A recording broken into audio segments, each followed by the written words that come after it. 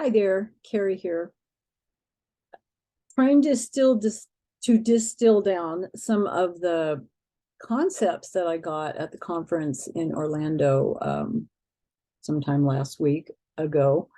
One of them was asking yourself if you've given away your power in life, if you've given away your authority. Because some of us live lives thinking that, well, one of two things. Either I am in power and I do have authority, so why isn't everything working out for me? Or, well, everything's not working out for me because I don't have power and I don't have authority and I don't deserve what I see other people being able to have or accomplish or do. And so that idea of giving away your authority or your power, I thought, well, we don't deliberately do that. I mean, nobody sits down and says, well, I would hope not sit down and say, I have an inherent power and seeming control over my life or within my life and my decisions, but I'm just going to give that away to somebody else.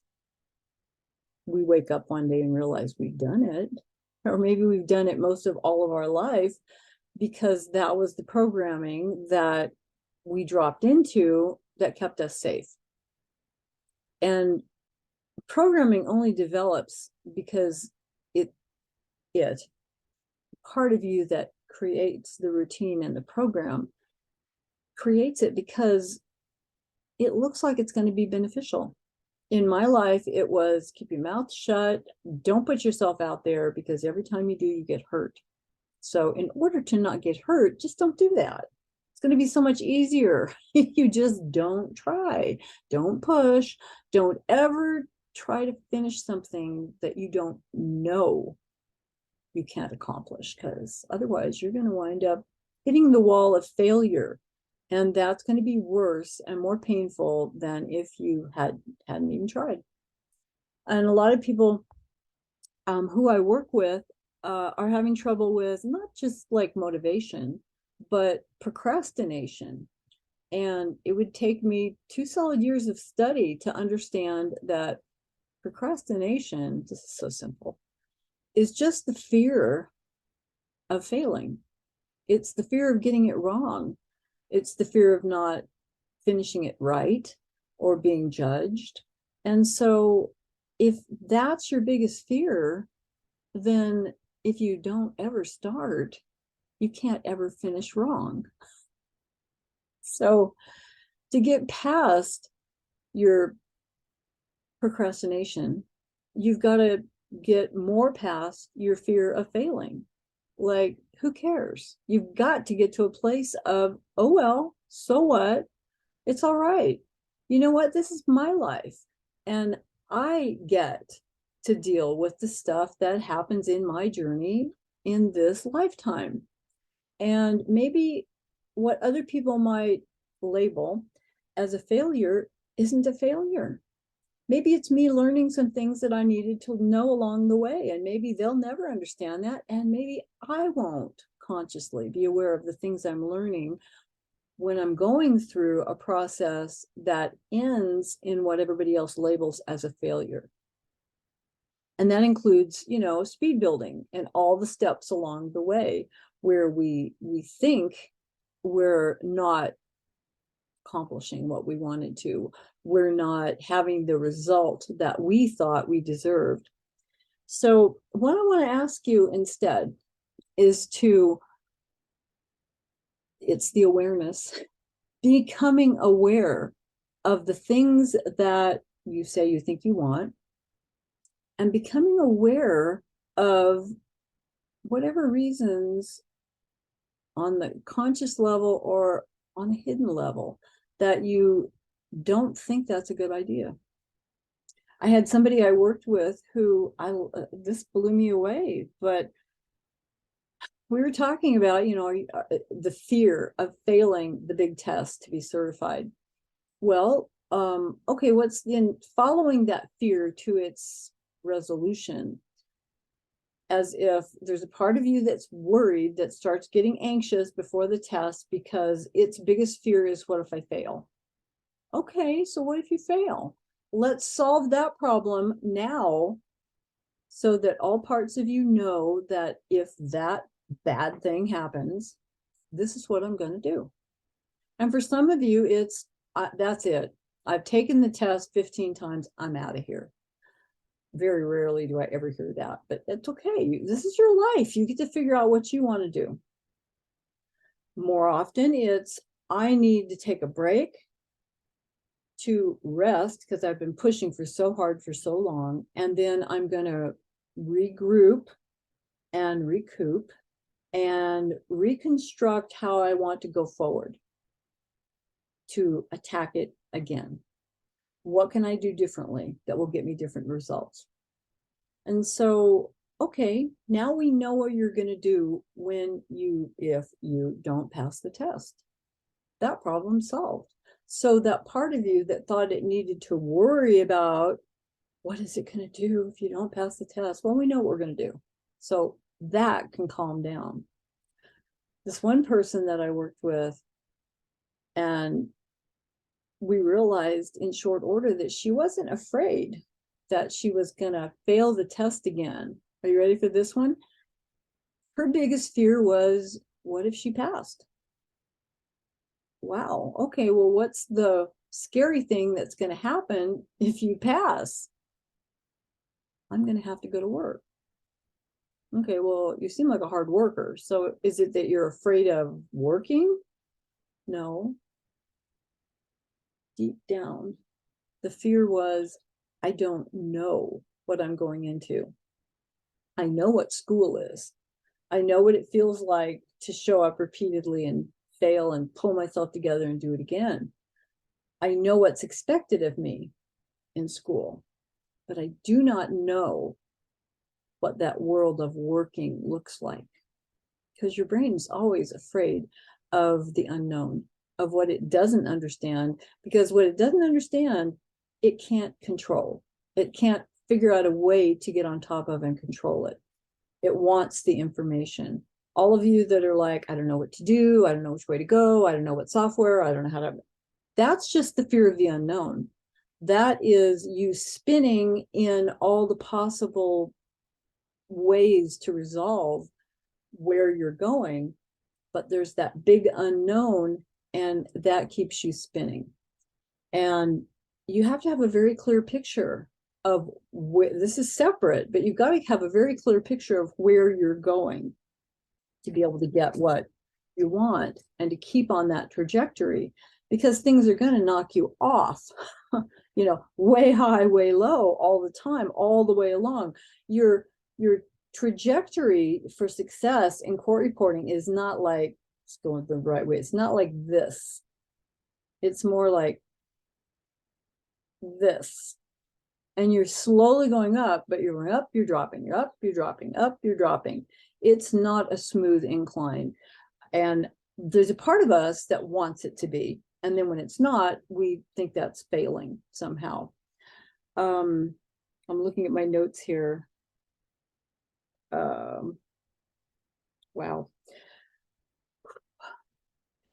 Where you are right now, if it's not feeling like you're getting what you want, first of all, there's a lot of stuff happening in the background that nobody ever told me about. And neurologically, it's hard to even explain what it is that's happening. And most of it I don't understand, but there is something happening in the background that is pushing you forward.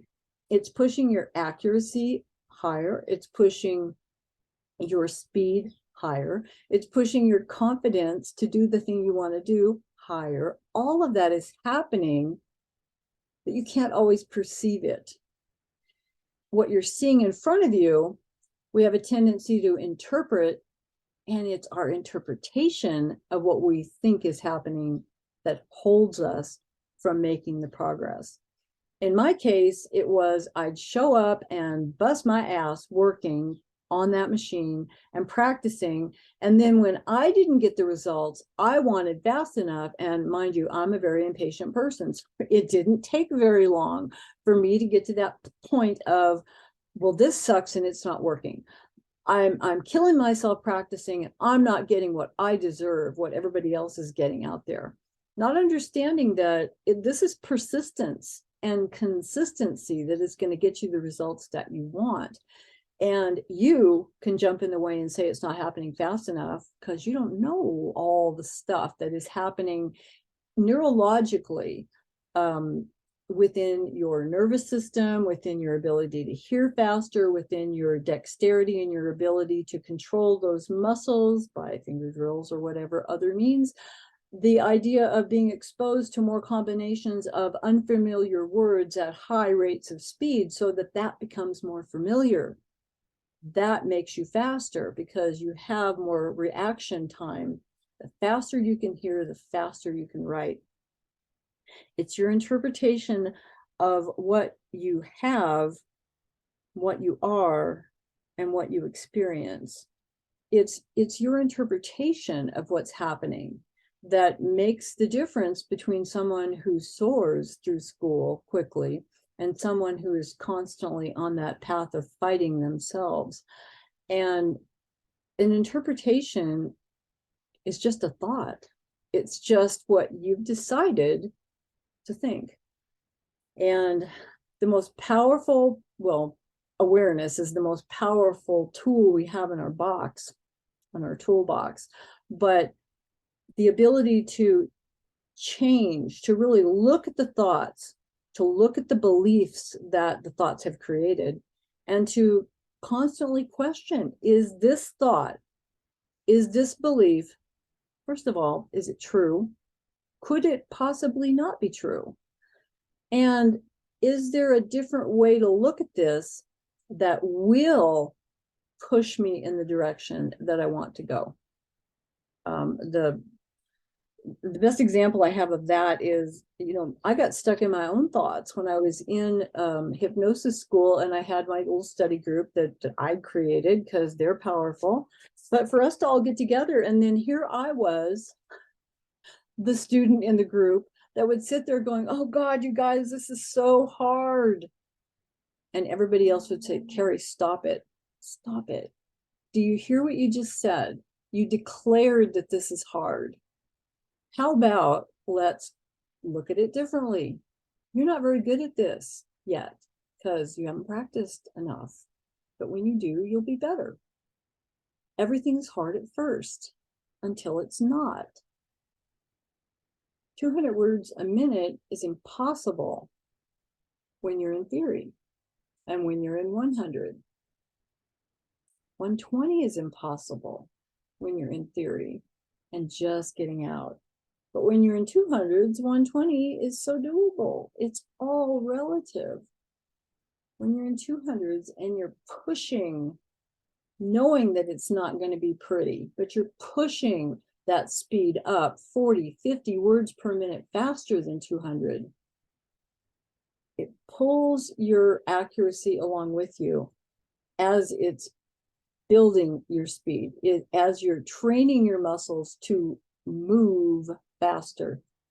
When you're first pushing for those high speeds, realize that part of what's happening is you're training yourself to hear words faster. You're also training your body, and I'm going to do steno here for a second. You're training your body to feel what it feels like to write that much faster. Because once it's familiar with that, then everything below that becomes way more familiar. And it's a continuum all the way.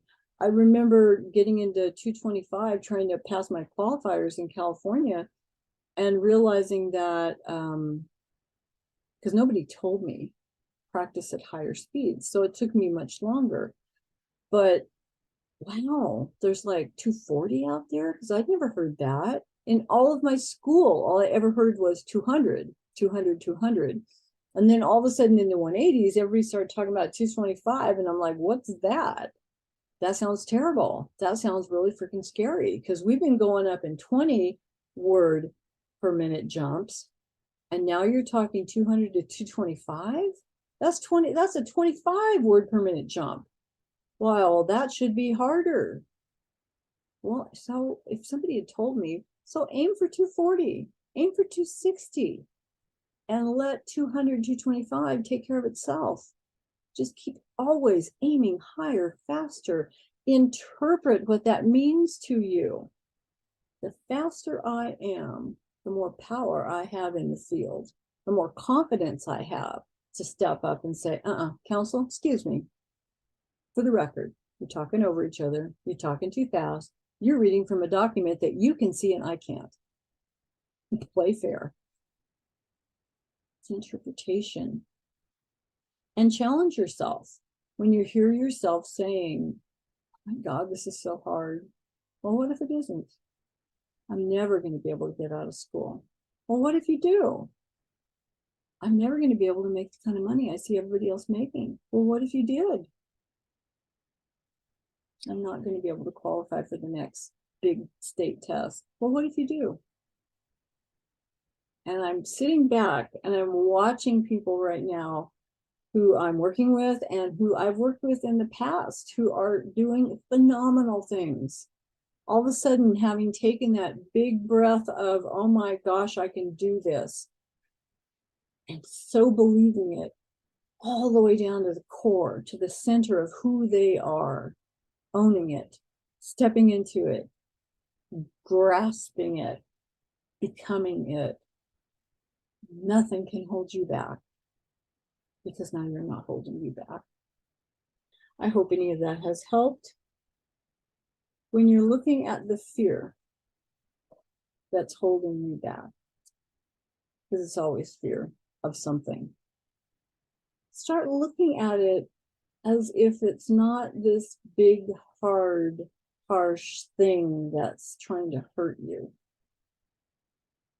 but it's a fuzzy, soft thing that has come along to show you how truly magnificent you are, because you can step up and be the protector in your own life and call the shots and say where you want to go, and then visualize that until the day that is your reality, with as little resistance as possible, challenging the resistance every step of the way. And every time you see a resistance, say, what if? What if? Just the mere words sets off a neurological reaction in your brain that kind of goes like, oh, you mean there's another alternative? There's another option? There's another path or way that I wasn't thinking about? And it immediately branches off into a new thought that you've never thought before. And then if you double down and repeat those thoughts, they become your new automatic pathway of thinking. So, love you guys. I'll catch you again soon. Enjoy your day, wherever you are doing whatever it is you're doing. Love you.